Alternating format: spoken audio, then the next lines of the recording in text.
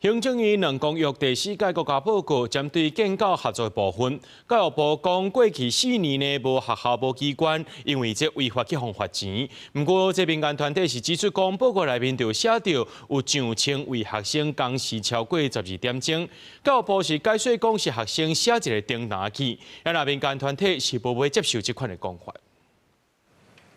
参加建教合作的学生，伫咧毕业进前就学会晓扫太阳能板、检查配线的工课。建教合作一直是结合学校教育甲工课场的教育模式，但是学生伫咧工课场敢有保障，一直受到关心。第4届国家审查报告就要开始审查，教育部伫咧报告内底写到。 2020年到2024年，并无建教合作机构和学校违规，互人罚钱。不过，民团批评报告内面明明就有9千位的学生，工时超过12点钟。建教专法内底有规定讲，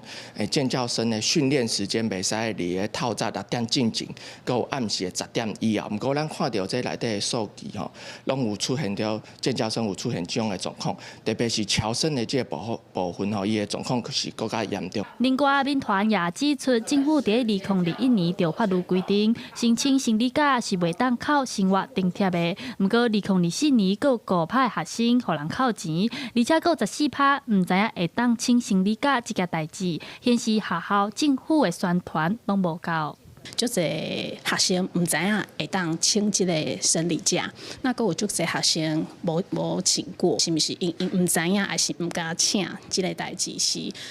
我感觉国教署是要佫较认真去做即个代志。根据教育部的统计，目前全台建教生9万人，其中侨生有7000多人，人数是侪过台湾的学生。 教育部的报告内底讲，针对工时超过，教育部去关心了后，发现讲是侨生因为语言的关系填唔到去。不过民间团体认为，侨生的保障比台湾的学生佫较差，因呼吁政府未来若是要进行调查，莫用问卷的方式，应该是实际参访去了解。记者陈亚轩、林秀凯台北报道。